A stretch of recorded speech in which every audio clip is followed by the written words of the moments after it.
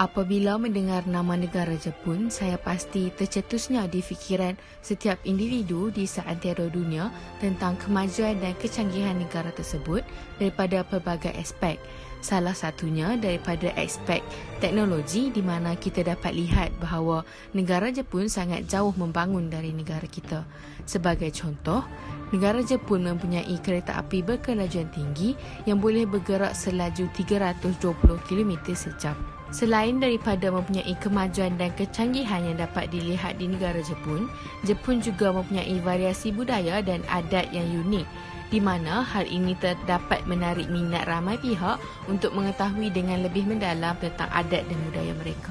Assalamualaikum, saya Dura Ayuni dengan nombor ID 572-1212-1387 akan menerangkan tentang sedikit objektif yang bakal dicapai selepas melakukan tugasan ini, di mana objektif yang pertama adalah pelajar dapat mengenal pasti dan memaksimumkan pengetahuan dengan lebih mendalam tentang negara matahari terbit iaitu negara Jepun ini, di mana saya pasti bahawa sebelum melakukan tugasan ini, pelajar sudah pun mempunyai pengetahuan tentang negara Jepun ini.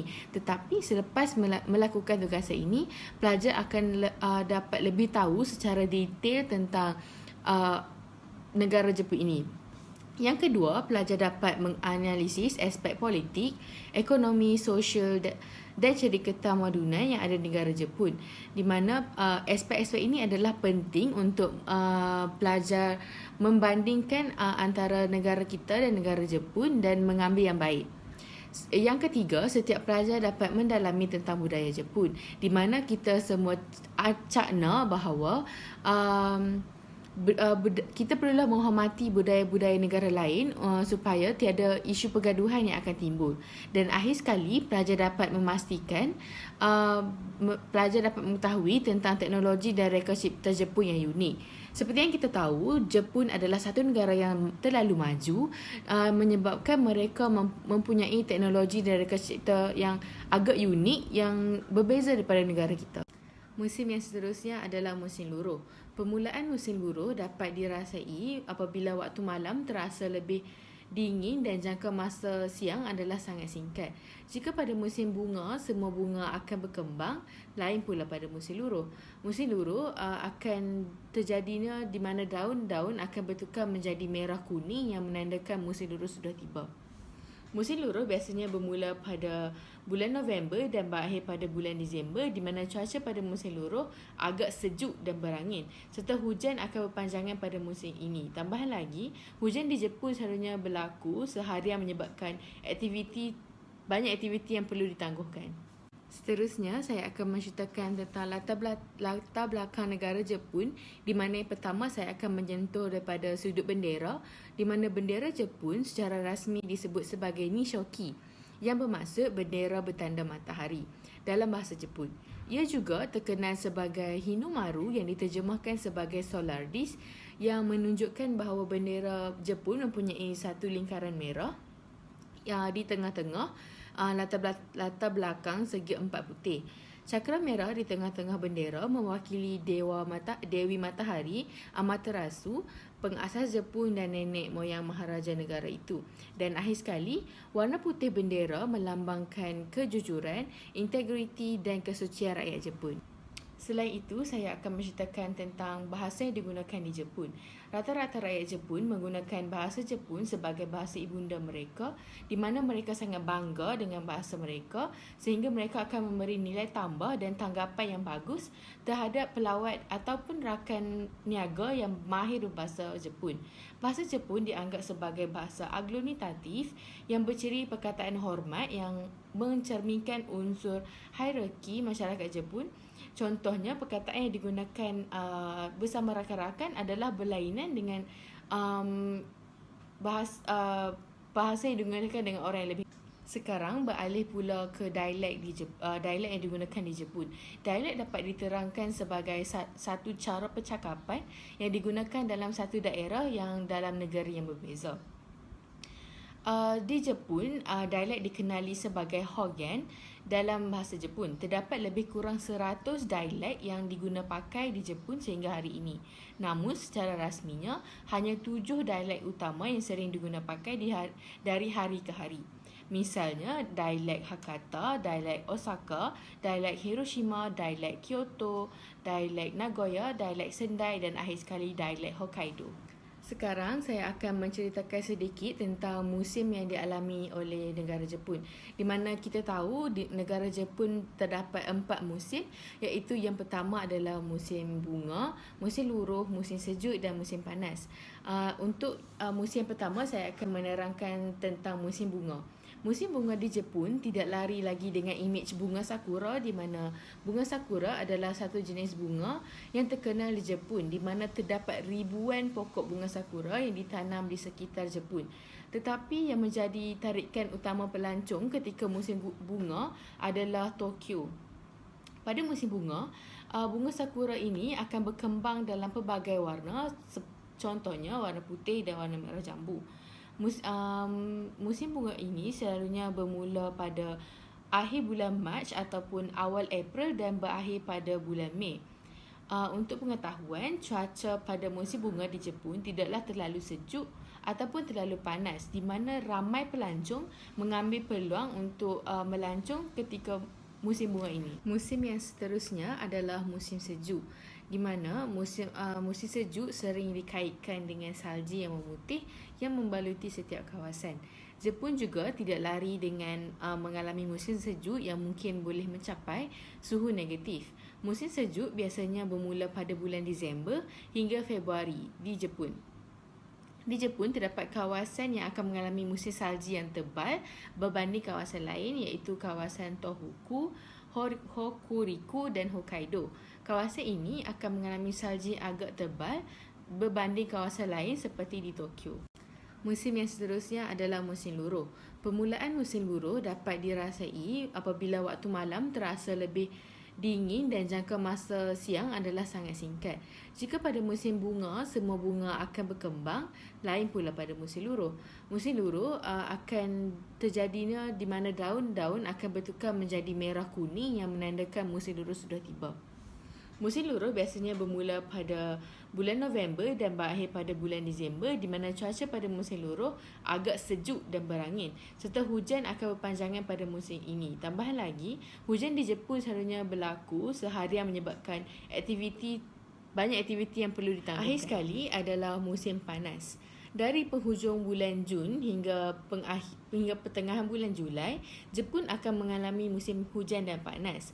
Apabila musim hujan berakhir, cuaca akan tiba-tiba menjadi panas, di mana menandakan bahawa musim panas telah pun bermula. Musim panas akan berkekalan dari pertengahan Julai hingga akhir Ogos.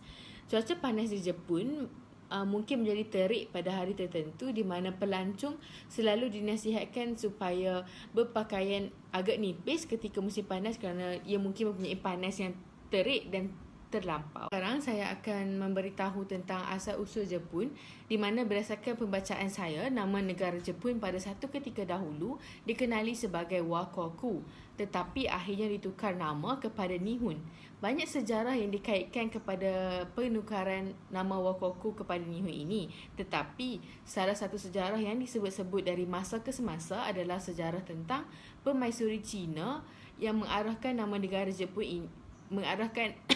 Jepun ini untuk menukar nama negara mereka menjadi sebagai Nihon atau juga disebut sebagai Nippon. Perkataan Nihon ini membawa maksud kepada negara asal-usul matahari. Ini disebabkan oleh negara Jepun yang terletak di timur China dan dapat dilihat seolah-olah matahari itu terbitnya daripada Jepun. Seterusnya, untuk bahagian asal-usul bangsa pula, sehingga hari ini tiada bukti sahih yang dijumpa untuk menceritakan dengan lebih lanjut tentang asal-usul bangsa ini. Tetapi sebelum berlakunya penghijrahan orang Cina, Korea dan lain-lain, di tanah Jepun sendiri sudah pun ada penduduk asli di Jepun yang dipanggil sebagai kaum Ainu. Jepun atau dikenali sebagai negara terbit matahari merupakan antara negara ekonomi terbesar dan paling maju dalam dunia dari tahun 1968. Saya Effendi Yusof bin SM Samsudin. Nombor ID saya 572121212024. Saya akan menceritakan tentang aspek ekonomi di Jepun. Kadar pengangguran di Jepun kekal di bawah paras 3% pada waktu yang panjang dan lama sehinggalah pada penghujung tahun 1990. Ianya meningkat sebanyak 2.1%. Kadar inflasi pula bagi barang-barang pengguna hanya 1.8% dari tahun 1985 sehinggalah tahun 1990. Kemajuan ini dibantu oleh belanjawan ekonomi yang dijalankan oleh kerajaan Jepun. Walaupun reputasi politik Jepun tidak sehebat pencapaian yang diperoleh dari segi ekonomi, kerajaannya dapat mengawal perbelanjaan negara sehinggalah terselamat daripada inflasi. Namun, terdapat dua faktor yang mempengaruhi ekonomi sesebuah negara, iaitu faktor fizikal dan faktor kemanusiaan. Antara faktor fizikal adalah faktor bentuk muka bumi, tanah, iklim dan bahan mentah. Manakala faktor kemanusiaan yang membantu kemajuan ekonomi di Jepun adalah jarang berlaku mogok, wujud banyak sektor swasta, ahli-ahli syarikat bersatu dalam menjayakan syarikat masing-masing, sistem senioriti, sistem kerja seumur hidup dan hubungan erat antara kaki tangan syarikat. Justru, Jepun dikenali sebagai sebuah negara perindustrian moden kerana bidang utama negara tersebut ialah perindustrian. Terdapat juga bidang-bidang lain yang menyumbang kepada ekonomi Jepun, antaranya ialah pertanian, perikanan, pembalakan, penjanaan kuasa elektrik dan penghasilan tenaga nuklear. Bidang perindustrian berlaku sedikit perbezaan di setiap pelosok negara di muka bumi ini. Seperti di Jepun, bidang ini merupakan bidang yang paling banyak memberi sumbangan kepada kemajuan ekonomi negara tersebut. Hal ini bermula pada zaman pemulihan Meiji. Ia menjadi antara negara yang terkenal dengan kemajuan perindustrian tersendiri selepas Perang Dunia Kedua. Terdapat dua jenis industri yang dijalankan di Jepun, iaitu industri tradisional dan industri moden. Oleh disebabkan rakyat di Jepun masih mengekalkan nilai-nilai tradisi, walaupun perindustrian barat telah diperkenalkan, terutamanya di wilayah Kyoto. Ini kerana mereka menganggap industri tempatan tradisionalnya sebagai aset berharga yang menyokong tradisi dan budaya Jepun. Pengeluaran barang seperti makanan, pakaian dan alat-alat kelengkapan, terutama sekali kraft tangan, kebiasaannya dikendalikan dengan menggunakan cara tradisional sehinggalah tahun 1953. Selepas itu, kewujudan industri moden seperti barang-barang elektronik, tekstil, automobil, kimia dan besi kruli dikendalikan oleh kilang-kilang besar. Pada zaman konkret ini, Jepun merupakan negara pengeksport terbesar dalam bidang automobil, alat-alat elektronik dan tekstil. Hal ini kerana permintaan yang tinggi wujud dari setiap pelosok dunia disebabkan barang yang dihasilkan adalah berkualiti tinggi dan berpatutan. Selain daripada bidang perindustrian, ekonomi Jepun juga terkenal dengan bidang pertanian. Di mata dunia, walaupun pada masa yang sama, Jepun menghadapi masalah di mana geografi negaranya yang berbukit-bukau, bergunung ganang dan terletak di kawasan gunung berapi. Walau bagaimanapun, lebih daripada 45% rakyat Jepun menjalankan kegiatan pertanian. Berdasarkan kajian, penglibatan berkala abu gunung berapi secara amnya meningkatkan sifat fizikal dan kimia tanah dan memperbaharui produktiviti tanah dalam jangka masa yang panjang. Hal ini dapat meningkatkan kualiti tanaman yang berada di kawasan tersebut. Bagi mempercepatkan lagi proses tanaman di Jepun, para petani menggunakan teknik pertanian intensif dengan menggunakan teknik moden termasuklah penggunaan baja kimia, biji benih bermutu tinggi dan mesin. Antara makanan asasi penduduk Jepun adalah nasi. Jadi penanaman padi amatlah penting. Jepun terpaksa menggunakan teknik penanaman intensif untuk menampung permintaan rakyatnya yang ramai. Selain daripada nasi, Jepun juga terkenal dengan makanan tradisinya iaitu sushi yang berjaya dalam pelbagai arah produk globalisasi. Bidang perikanan juga membantu dalam pembangunan ekonomi Jepun kerana kedudukan geografik Jepun di pulau yang dikelilingi oleh kawasan laut. Kegiatan perikanan secara beramai-ramai dijalankan oleh bot-bot milik persendirian di kawasan yang berhampiran dengan darat. Antara jenis ikan yang diperoleh oleh para nelayan kecil termasuklah ikan sarden, ikan herring dan ikan makrel. Walau bagaimanapun, perikanan laut dalam amatlah penting bagi pembangunan ekonomi negara Jepun yang dikendalikan oleh syarikat-syarikat perikanan besar yang mempunyai kapal perikanan yang lengkap dengan kemudahan menyimpan ikan, supaya ikan tidak rosak seperti peti ais dan kemudahan memproses ikan-ikan yang biasanya ditangkap seperti tuna, salmon, ketam dan ikan paus. Pemeliharaan sumber-sumber laut menjadi salah satu kepentingan di Jepun.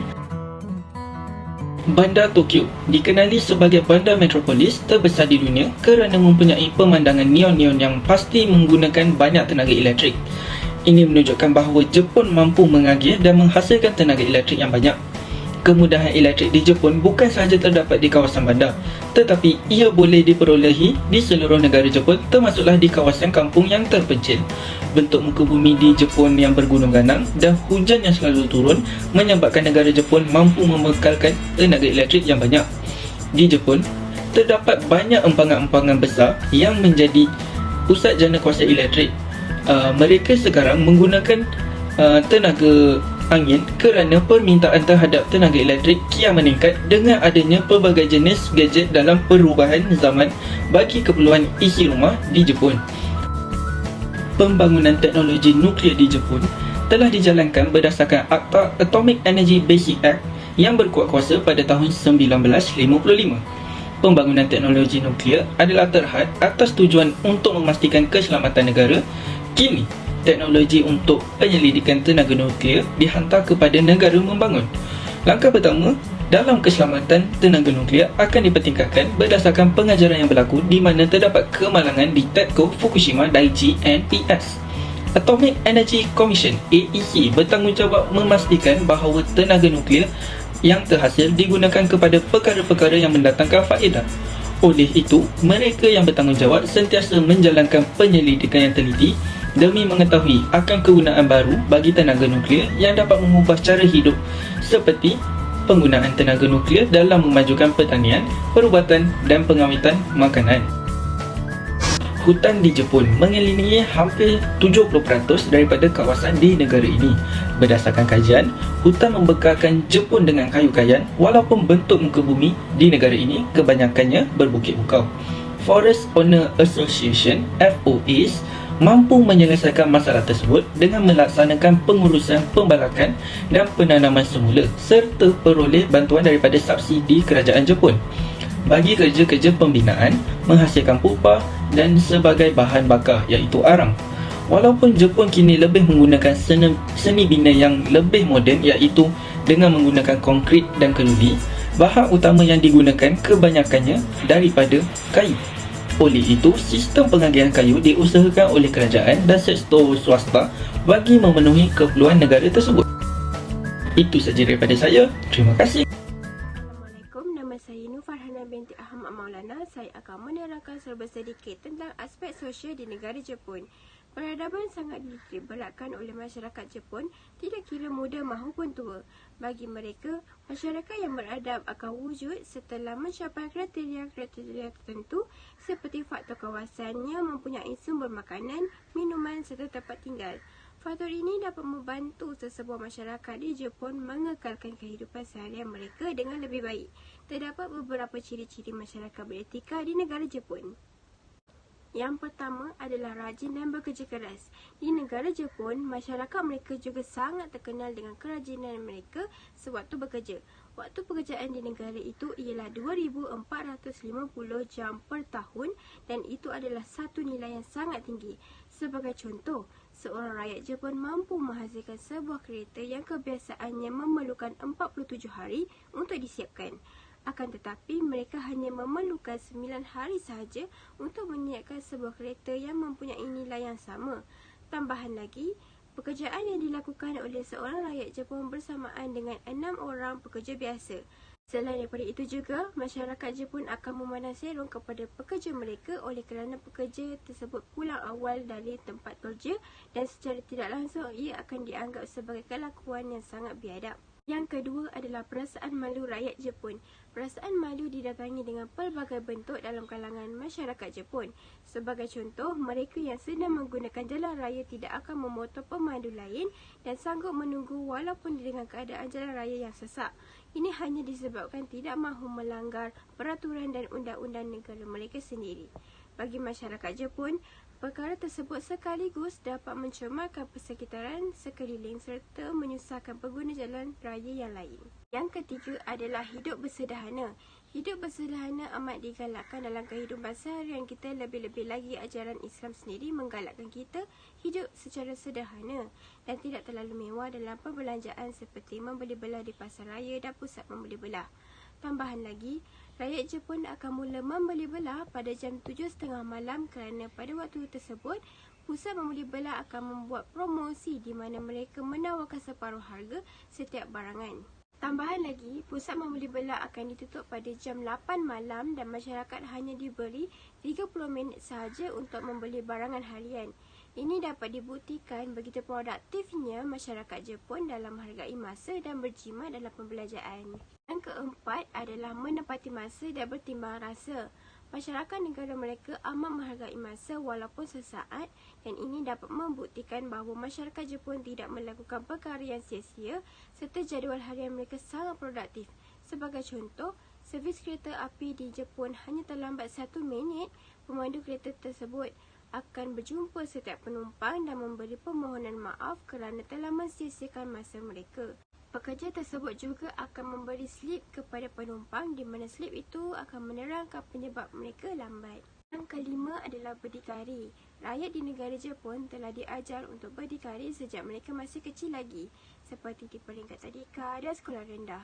Sistem pendidikan di negara Jepun juga berbeza dengan negara yang lain di mana mereka membentuk rakyat mereka dengan berdikari pada usia yang sangat muda kerana sikap ini dapat memudahkan mereka pada masa hadapan. Sejak tadika lagi, pelajar diajar pelbagai tanggungjawab sehingga mereka bersedia untuk bergantung ke atas diri sendiri. Sebagai contoh, kanak-kanak diwajibkan untuk membawa 3 beg yang mengandungi pakaian mereka, bento iaitu bekalan makanan tengah hari, kasut, tuala, buku serta botol minuman yang digantung di leher mereka. Mereka diajar untuk membawa kesemua kelengkapan tersebut pada setiap hari dan hendaklah bertanggungjawab ke atas semua alatan yang dibawa. Aspek sosial yang terakhir adalah mereka mengekalkan tradisi dan budaya. Walaupun mereka tersenarai dalam negara yang paling maju, mereka tidak lupa akan tradisi yang telah kekal lama sejak dari zaman nenek moyang mereka. Budaya wanita yang sudah berkahwin dan tidak perlu bekerja masih kekal hingga ke hari ini kerana mereka menganggap bahawa tanggungjawab untuk menguruskan rumah amat penting. Selain daripada itu, budaya meminta maaf mampu merefleksikan masyarakat Jepun kerana mereka sentiasa memfikirkan tentang orang lain daripada memfikirkan tentang diri sendiri. Contohnya, sekiranya kita terlanggar seseorang rakyat mereka, pihak mereka dahulu yang akan meminta maaf walaupun ternyata pihak kita yang salah. Ini terbukti rakyat negara Jepun sangat kesantunan dan tradisi ini. Ini terbukti rakyat negara Jepun penuh dengan kesantunan dan tradisi ini masih kekal ke hari ini. Assalamualaikum, saya Aida Nur Akilah. Hari ini saya akan menerangkan aspek politik di negara Jepun. Politik Jepun berlangsung dalam rangka Raja Demokrasi Berperwakilan Berparlimen. Negara Jepun mengamalkan sistem raja berperlembagaan yang berasaskan sistem British. Selain itu, Parlimen di Dewan Jepun telah digelar sebagai kokai dan juga terdiri daripada Dewan Perwakilan serta Dewan Kaunselor. Di Jepun juga, warga negara yang sudah berumur 20 tahun ke atas mempunyai hak untuk mengundi. Undian tersebut merupakan pilihan mereka terhadap pemimpin di negara mereka. Terdapat juga beberapa kabinet di negeri Jepun, antaranya seperti Perdana Menteri dan Jemaah Menteri. Untuk lebih dalam lagi, Perdana Menteri ialah anggota kokai yang dilantik oleh rakan-rakan sejawatannya. Disebabkan itu, wujudlah menteri-menteri lain di negeri Jepun. Menteri tersebut juga telah dilantik oleh Perdana Menteri. Seterusnya, kita akan sambung pada sistem pemerintahan dan maharaja. Sistem pemerintahan Jepun telah diumumkan pada 3 November iaitu pada tahun 1946. Manakala telah dikuatkuasakan pada 3 Mei 1947. Cantik kan? 3 November dan 3 Mei. Tambahan pula, sistem tersebut telah berlaku banyak pembaharuan. Antaranya ialah Maharaja tidak lagi mempunyai kuasa dalam kerajaan tetapi masih menjadi simbol negara dan lambang perpaduan kepada rakyat-rakyat di negara Jepun. Tugas Maharaja hanyalah untuk melantik secara rasmi Perdana Menteri dan Ketua Hakim yang dikenali sebagai Chief Justice of Supreme Court. Dalam pada masa yang sama, jawatan Perdana Menteri sebenarnya telah dicadangkan oleh Diet, manakala Ketua Hakim pula telah dicadangkan oleh ahli kabinet. Maharaja Jepun juga bertanggungjawab dalam mengumumkan undang-undang dan perjanjian yang telah dibuat oleh kerajaan. Tetapi, kedatangan ahli-ahli parlimen ke majlis persidangan dan juga akan dibuat oleh Maharaja Jepun. Setiap persidangan pasti ada sebab dan tujuannya. Sama juga seperti persidangan dah. Tujuan persidangan dan ini adalah untuk menganugerah pingat dan darjah kebesaran kepada ahli-ahli yang telah terpilih. Seterusnya, organisasi kerajaan Jepun. Sebagaimana yang sedia maklum, organisasi kerajaan Jepun ini merupakan kerajaan yang seakan-akan sama dengan sistem parlimen di British, di mana kuasa dikongsi bersama 3 bahagian. Bahagian yang pertama ialah kuasa menggumbal undang-undang yang dipegang oleh Diet. Yang kedua pula kuasa pengurusan dipegang oleh kabinet. Dan yang ketiga, kuasa undang-undang dipegang oleh bahagian kehakiman. Bagi bahagian pertama iaitu kuasa menggumbal undang-undang yang dipegang oleh Diet, Diet adalah satu-satunya organisasi pembentukan undang-undang di negara Jepun. Diet juga merupakan organisasi yang berada di tempat yang paling tinggi dalam sistem politik Jepun selepas Maharaja. Diet ini wujud pada tahun 1890 seperti yang diperuntukkan dan diperkatakan oleh Perlembagaan Meiji. Perkara tersebut dikenali sebagai Kongres Agung iaitu Imperial Diet. Diet ini juga terdiri daripada Dewan Perwakilan yang lebih dikenali sebagai House of Representatives oleh warga Jepun. Tambahan pula, Dewan Perwakilan ini mempunyai 512 orang ahli yang akan berkhidmat untuk jangka masa 4 tahun. Selain Dewan Perwakilan, terdapat juga Dewan Councilors yang juga merupakan dewan yang terdiri daripada ahli Diet. Dewan Councilors ini pula mempunyai 252 orang ahli sahaja yang telah dipilih untuk tempoh 6 tahun. Bahagian yang kedua ialah kuasa pengurusan dipegang oleh Kabinet. Kabinet ini diketuai oleh Perdana Menteri. Pemilihan ini terjadi selepas semua ahli-ahli Diet bersetuju antara satu sama lain untuk memilih yang mana layak untuk memegang kuasa tersebut. Seperti yang kita tahu, Perdana Menteri ini merupakan ketua parti yang memperoleh undian paling banyak di kalangan Diet. Perdana Menteri juga bertanggungjawab dalam mewakili Jepun ke persidangan antarabangsa sekiranya diadakan oleh pelbagai pihak. Untuk pengetahuan semua, pemilihan Perdana Menteri di negara Jepun ini amat berbeza dengan negara-negara lain seperti negara Amerika Syarikat. Ini kerana negara Amerika Syarikat memilih ketua negara mereka iaitu Perdana Menteri secara langsung melalui rakyat jelata. Manakala di negara Jepun, pula secara tidak langsung dipilih melalui kekuatan parti politik yang terdapat di negara mereka. Bahagian yang ketiga iaitu bahagian terakhir ialah kuasa undang-undang dipegang oleh bahagian kehakiman. Selepas berlakunya peperangan, sistem kehakiman di Jepun telah diubah sesuai di mana semasa zaman pemulihan Meiji. Mahkamah telah diletakkan di bawah kuasa kerajaan. Malah, pada masa kini, mahkamah bebas dari pengawasan bahagian eksekutif dan perumbangan kerajaan. Semua hakim mahkamah rendah telah dipilih untuk jangka masa 10 tahun sahaja untuk mengelakkan penyalahgunaan kuasa. Selain itu, tiada sekatan untuk ahli-ahli itu dipilih semula setelah tamat tempoh perkhidmatan. Hakim Mahkamah Tinggi pula perlu diberhentikan perkhidmatan mereka pada masa yang telah ditetapkan oleh undang-undang. Pemilihan mereka akan disemak dalam referendum nasional. Jika perkara tersebut berlaku di antara hakim-hakim yang melakukan kesalahan, hakim tersebut akan didakwa di Court of Impeachment. Seterusnya, kita akan ke bahagian parti-parti politik di negara Jepun. Parti-parti politik di negara Jepun juga terbahagi pada 3 bahagian iaitu Parti Liberal Demokrasi, Parti Sosial dan Parti Sosial Demokratik.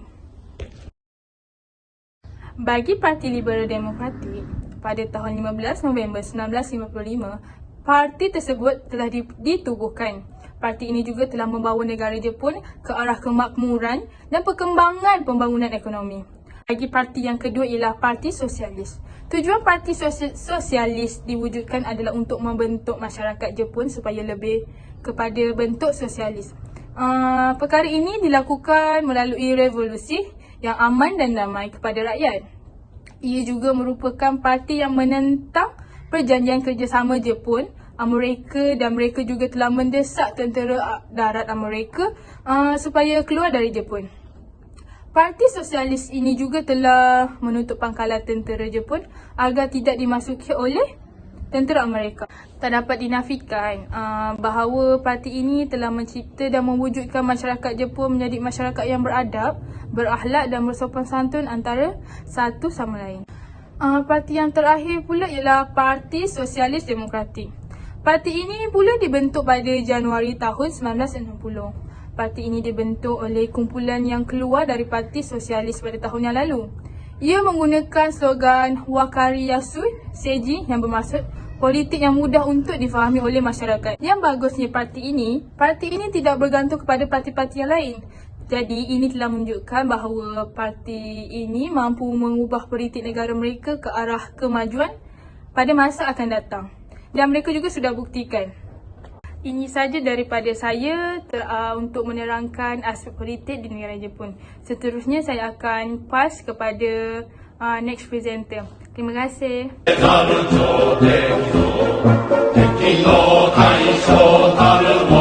Hai, nama saya Farah Natasha binti Nordin, nombor kad pelajar 57212121054. Hari ini saya akan menceritakan tentang ciri-ciri ketamadunan di negara Jepun. Konsep ketamadunan mesti dilihat dari sudut yang merangkumi pencapaian moral dan etika yang tinggi serta membangunkan institusi dan kediaman yang ideal. Justru itu, ciri-ciri tamadun dapat disimpulkan kepada 8 ciri asas seperti penempatan kekal, kehidupan berkualiti, stratifikasi sosial, bahasa dan tulisan, organisasi politik dan pemerintahan, teknologi dan reka cipta, kreativiti dan juga kehidupan beragama. Ciri yang pertama adalah penempatan kekal. Jepun terletak di hujung timur tanah besar Eurasia yang dipisahkan oleh Laut Jepun. Jepun terdiri daripada kepulauan Jepun iaitu Hokkaido, Honshu, Shikoku dan Kyushu serta kepulauan Iso, Ogasawara dan Nansei yang terletak kira-kira 3,300 km utara selatan.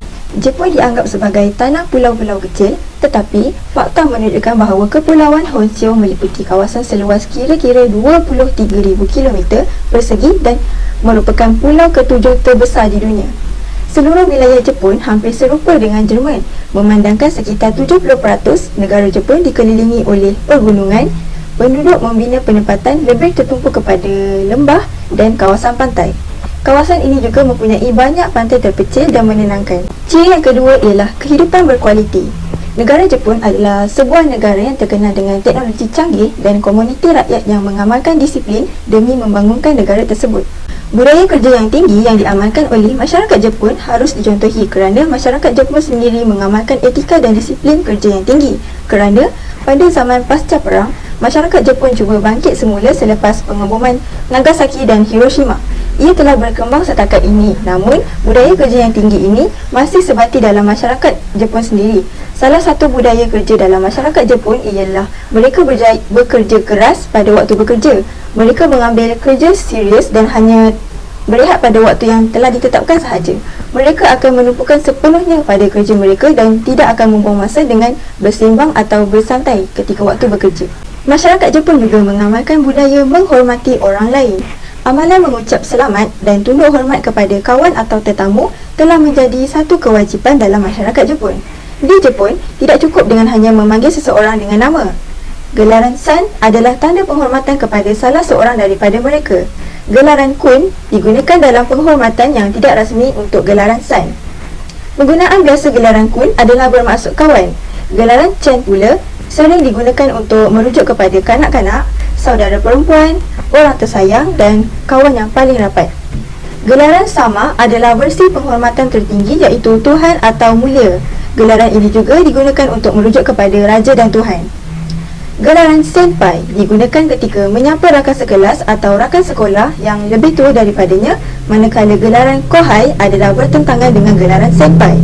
Selain itu, gelaran sensei pula biasanya dituturkan semasa menegur sapa dengan guru, doktor, saintis, ahli politik dan ahli personaliti yang lain. Gelaran objek digunakan dalam penulisan rasmi di Jepun. Seterusnya, masyarakat Jepun juga mengamalkan amalan menepati masa. Orang Jepun terkenal dengan disiplin mereka dari segi kerja dan masa. Jika seseorang pekerja pulang awal dari tempat kerja, mereka akan dianggap sebagai orang dasar. Budaya kronologi menunjukkan apabila masyarakatnya sangat berwaspada kepada masalah seharian, sistem pengangkutan seperti bas dan kereta api berkelajuan tinggi akan tiba lebih awal daripada yang dirancang dalam jadual perjalanan. Hal ini demikian mewakili salah satu budaya kronologi yang biasa digunakan dalam masyarakat Jepun. Justru itu, satu lagi fakta menarik tentang sistem pengangkutan di Jepun iaitu kaki tangan kereta api akan meminta maaf kepada setiap penumpang jika kereta api lambat sampai ke destinasi walaupun lewat seminit dari masa yang ditetapkan. Ciri yang ketiga pula ialah stratifikasi sosial. Masyarakat di Jepun terbahagi kepada dua kumpulan iaitu golongan pemerintah yang terdiri daripada maharaja, shogun, daimyo dan samurai. Golongan yang diperintah pula adalah petani, tukang mahir, pedagang dan saudagar. Struktur masyarakat feudal di Jepun amat ketara semasa pemerintahan Keshogunan Tokugawa. Di Jepun, feudal tidak ada mobiliti sosial dan status sosialnya adalah keturunan. Maharaja mempunyai hierarki tertinggi dalam klasifikasi masyarakat feudal di Jepun. Maharaja secara teorinya menjadi penguasa rohani dan material. Maharaja dianggap Amiritsu atau anak Tuhan Matahari, tetapi Maharaja tidak mempunyai kuasa mutlak. Maharaja tinggal berasingan dengan pegawai istana di Kyoto. Hierarki kedua dalam struktur masyarakat Jepun ialah shogun. Shogun mengegakkan kuasa mutlak dalam kerajaan Jepun. Shogun memerintah daripada maharaja. Pada tahun 1615, undang-undang istana telah diluluskan melalui dekret untuk menyekat kuasa maharaja dan golongan bangsawan. Lapisan seterusnya ialah daimyo.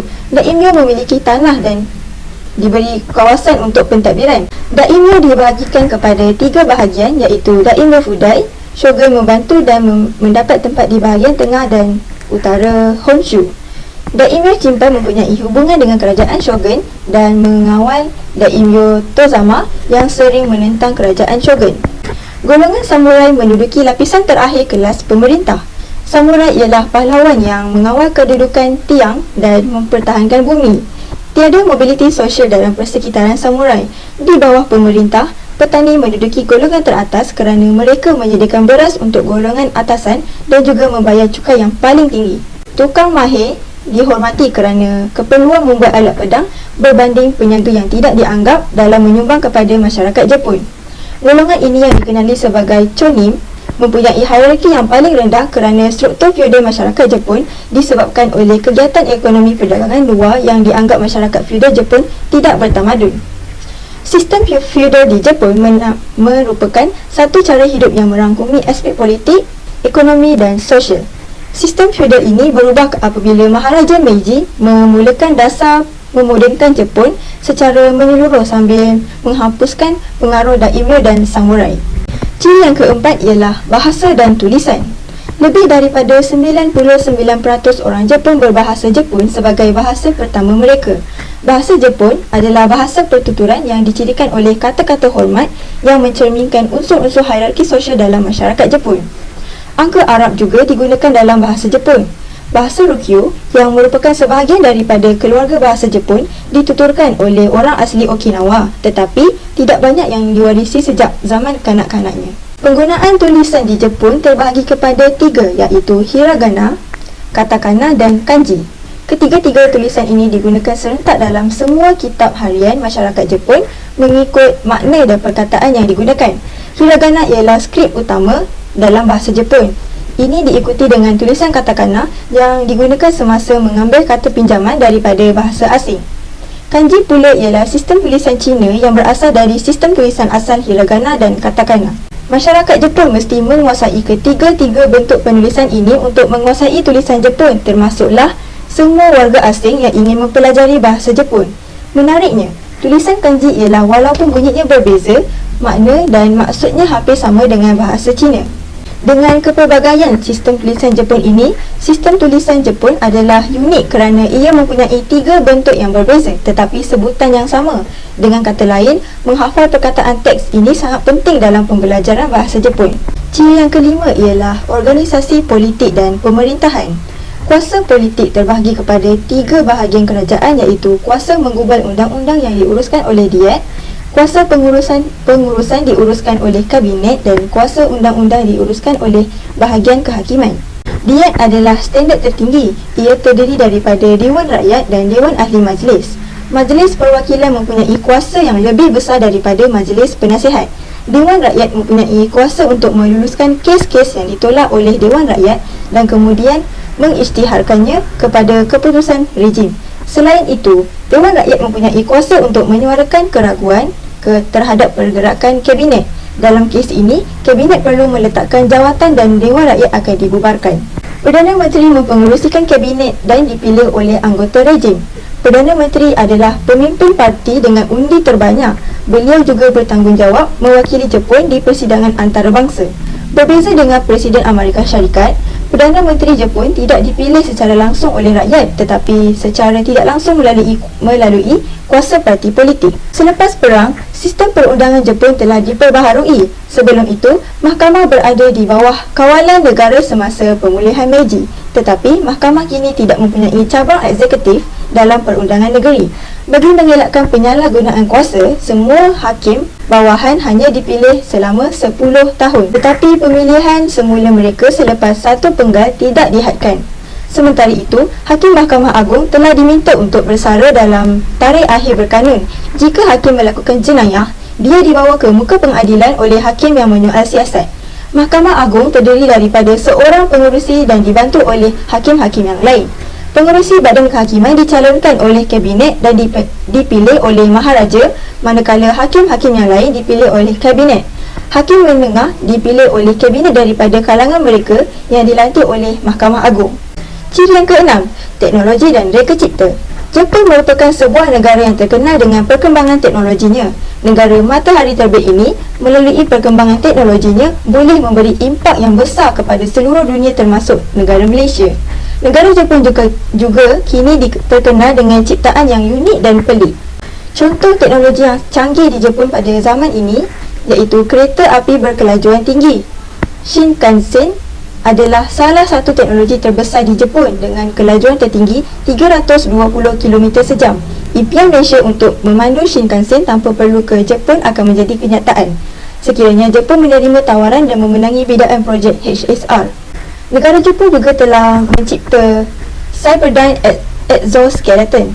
Ia adalah suit yang membantu orang lumpuh bangun dan berjalan. Selain itu, suit ini direka untuk meringankan beban kerja berat. Aktiviti harian kita bergantung kepada otak termasuk pergerakan anggota badan. Sebelum sebarang pergerakan dibuat, otak kita menghantar isyarat atau isyarat kepada badan untuk bergerak. Jadi, suit ini mengenali isyarat otak dan menyampaikan isyarat dalam bentuk kod arahan supaya pakaian boleh berfungsi. Reka cipta di Jepun yang pelik dan unik adalah seperti arm holder, cooling, glasses for eye drop dan juga head holder. Ciri yang ketujuh adalah kreativiti.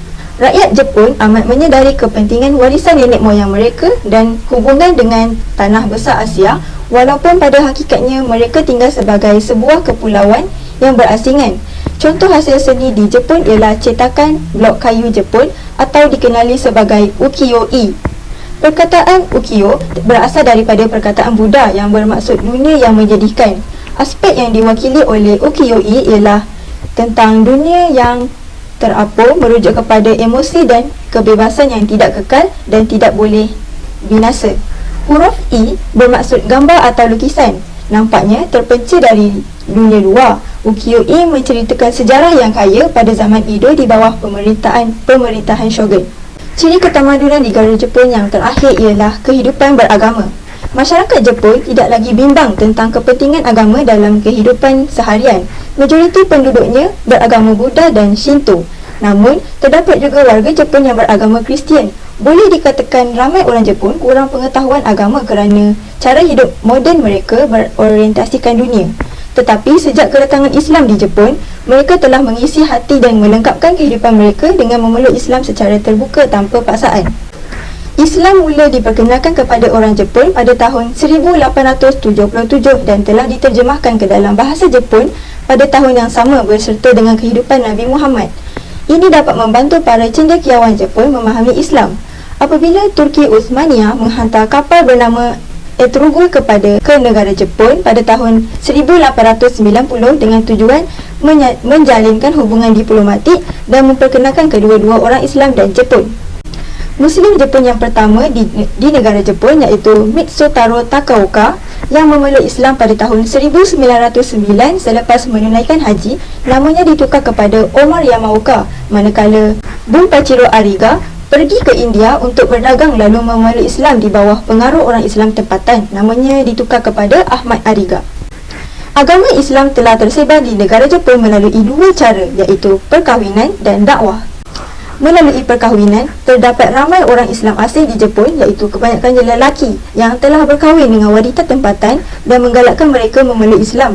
Manakala melalui dakwah, warga asing Islam yang tinggal di Jepun menjalankan pelbagai dakwah untuk menyebarkan ajaran Islam di sana.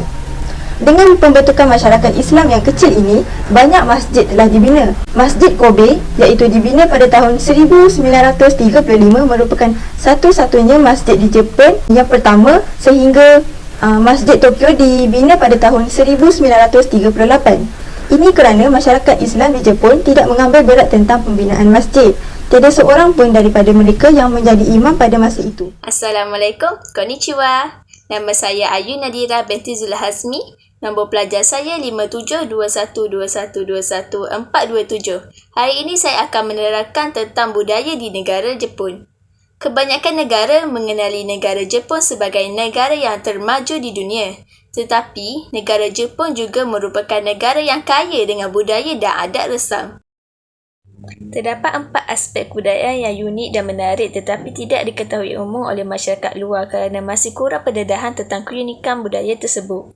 Yang pertama ialah budaya kelahiran.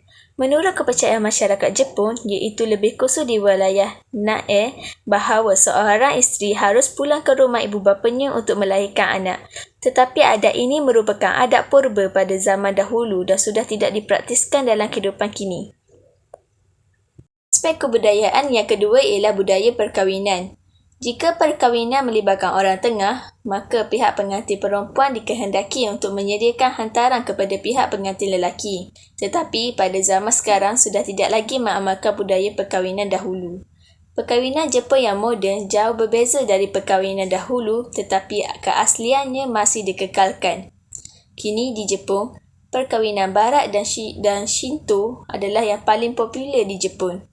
Pasangan pengantin akan memakai gaun pengantin dan pasangan lelaki akan memakai tuxedo, berdiri di hadapan pastor dan bertukar janji setia.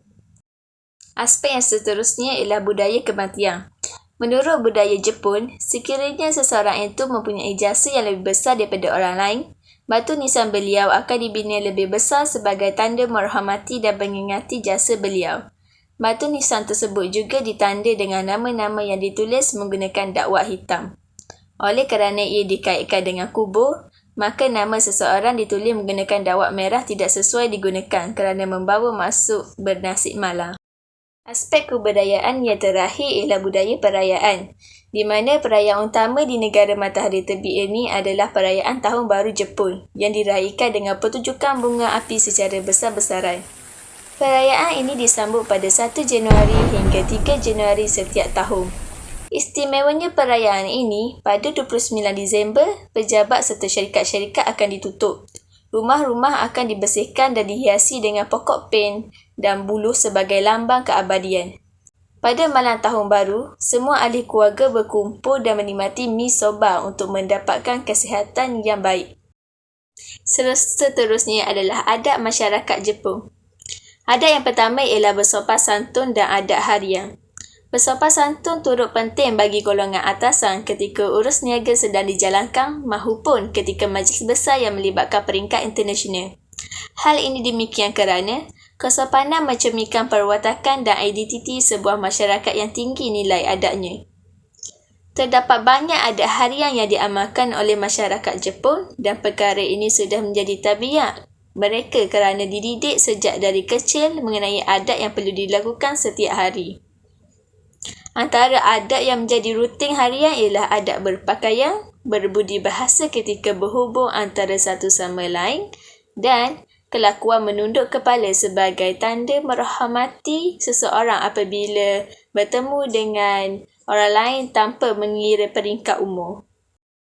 Masyarakat Jepun turut menggunakan kata penyambung harian iaitu azuichi dalam perbualan harian mereka.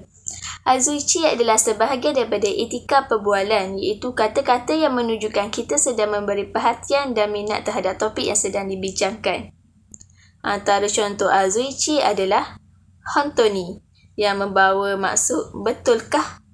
Selain itu, masyarakat Jepun turut sering meminta maaf dalam kehidupan seharian mereka kerana mereka menganggap memberi alasan membuatkan orang meluak atau benci, dan mereka lebih memilih untuk terus meminta maaf. Seperti adab yang kedua ialah adab menghormati maharaja. Pemimpin yang berkaliber bersama rakyat membawa nama negara Jepun ke peringkat global. Tetapi, tidak dilupakan institusi beraja yang menjadi tulang belakang menyokong ke segala perkara untuk memajukan negara. Walaupun Maharaja Jepun tidak diiktiraf sebagai ketua negara dan tidak punya kuasa pemerintahan, namun masyarakat Jepun sangat menghormati Maharaja mereka. Upacara penghormatan Maharaja diadakan setiap tahun sebagai tanda menghormati Maharaja. Adab yang seterusnya adalah adab kematian. Apabila berlakunya kematian di Jepun, masyarakat Jepun akan memakai kimono hitam yang diperbuat dari sutera hitam sebagai tanda menghormati si mati. Upacara kematian di Jepun dijalankan secara pembakaran mayat mengikut ajaran Buddha, iaitu selama 2 hingga 3 hari. Adab yang terakhir adalah adab Chonoyu. Adab Chonoyu merupakan adab minum teh yang diamalkan sehingga kini. Adab ini sebenarnya lebih kepada ritual tata cara menyiapkan dan menyediakan teh. Penggunaan teh hijau adalah wajib bagi adab Chonoyu. Proses penyajiannya akan lengkap dengan menggunakan alatnya seperti dogu yang terdiri dari pelbagai benda iaitu cabako, caki, daisu dan lain-lain. Dalam adab Chonoyu, ketika minum teh perlulah disajikan dengan makanan manis kerana makanan manis atau lebih dikenali sebagai hachi adalah perkara wajib dalam adab Chonoyu. Cara mengambil teh, mengaduk, merancik dan cara duduk, cara jalan, cara meletakkan teh dan cara menyajikannya. Akhir sekali, saya akan menerangkan adalah tradisi turun-temurun masyarakat Jepun. Tradisi yang pertama ialah tradisi makanan. Banyak masakan Jepun yang wujud lebih dari sedekad lalu tetapi masih menjadi kegemaran generasi kini. Sajian utama bagi masyarakat Jepun adalah nasi dan mereka menggunakan penyepit iaitu chopstick ketika makan. Masyarakat Jepun telah diajar sejak dari kecil lagi untuk menggunakan penyepit dengan betul dan cantik. Kerana penggunaan penyepit dengan betul dapat menunjukkan imej yang baik pada diri seseorang. Antara salah satu adab ketika menggunakan penyepit ialah penyepit tidak boleh ditegakkan ke atas nasi kerana menyerupai kayu setanggi iaitu kayu ketika persembahan kepada orang mati. Di samping itu, mereka juga mengamalkan adab sebelum, ketika dan selepas makan seperti mengucapkan salam sebagai tanda terima kasih. Contohnya, masyarakat Jepun mengucapkan itadakimasu sebelum makan.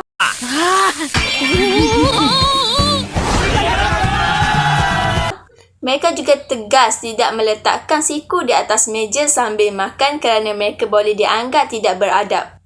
Selain itu, masyarakat Jepun mempunyai adab makan mi yang unik, iaitu di Jepun, makan mi dan mengeluarkan bunyi seperti makan mi soba digalakkan untuk menghirup kerana jika makan dengan menghirupnya, bau gandum akan memenuhi ruang mulut. Tradisi yang seterusnya ialah tradisi pakaian tradisional negara Jepun. Pakaian tradisional ini sendiri membawa pelbagai makna berdasarkan perincian dan rekaannya yang cantik. Pakaian tradisional merupakan identiti setiap bangsa. Perkara ini bukan sahaja di Malaysia, malah di seluruh dunia seperti negara matahari terbit ini. Walaupun trend fashion kini semakin berubah mengikut peredaran masa, tetapi ciri-ciri tradisional masih tersemai di dalam kesenian fashion tersebut. Salah satu pakaian tradisional negara Jepun adalah kimono. Kimono adalah pakaian tradisional yang paling terkenal dan diiktiraf di seluruh dunia dan ia berasal daripada Jepun. Kimono merupakan pakaian rasmi negara Jepun yang diiktiraf dan dipakai ketika dalam situasi formal atau tidak formal. Kimono ini boleh dipakai oleh jantina lelaki maupun perempuan. Kimono wanita biasanya mempunyai rekaan seperti kanal. Wanita yang belum berkahwin akan memakai kimono furitsude iaitu lengan kimono dilanjutkan sehingga ke pergelangan kaki. Manakala, bagi wanita yang sudah berkahwin, mereka akan memakai kimono tomitsude iaitu kimono yang ringkas dan bergaya. Kimono untuk para lelaki turut ada dengan gaya yang tersendiri iaitu berbentuk seperti guaman. Warna pakaian kimono perlulah indah dengan warna-warna yang cerah dan collar di bahagian kiri berada di atas collar di sebelah kanan. Kimono ini hanya dipakai ketika upacara istimewa atau perayaan yang penting seperti menghadiri acara rasmi, upacara teh ataupun majlis perkahwinan. Pakaian tradisional di Jepun bukan sahaja kimono tetapi banyak lagi. Antaranya ialah yukata, hakama, jinbe, haori, uchikake dan komon. Setiap pakaian tersebut mempunyai sejarahnya yang tersendiri seperti hakama yang terdapat sedikit unsur kerajaan Cina. Sebelum ini, hakama digunakan pakai oleh keluarga samurai. Namun kini hampir semua masyarakat Jepun gemar menggayakan fashion hakama ini. Kesimpulannya, melalui projek ini, kami dapat menambah ilmu pengetahuan sedia ada yang baru serta dapat mengetahui dengan lebih mendalam tentang negara Jepun dari pelbagai aspek. Antaranya adalah asal-usul Jepun yang bermula dengan nama Wokoku dan bertukar kepada Nihon. Tidak lupa juga dari aspek ekonomi yang membolehkan pelajar mengambil cakna tentang aktiviti ekonomi yang dilakukan oleh Jepun, contohnya perikanan, pembalakan dan lebih lagi. Di samping itu, untuk aspek sosial pula, pelajar dapat mengetahui mengenai konsep peradaban yang diambil berat oleh rakyat Jepun dan dari aspek politik, pelajar boleh menambah ilmu baru dalam melihat bagaimana politik di Jepun berfungsi. Seterusnya dari aspek budaya dan ciri ketamadunan. Pelajar dapat mengetahui dan melihat perbezaan antara budaya kita dan budaya negara Jepun yang mungkin menarik minat pelajar. Akhir sekali, melalui projek ini, kami berharap agar setiap maklumat yang diberikan membolehkan setiap pelajar untuk lebih menghargai adat dan budaya negara lain. Itu sahaja daripada kami. Terima kasih. Arigatou. お前ら、ありがとうな。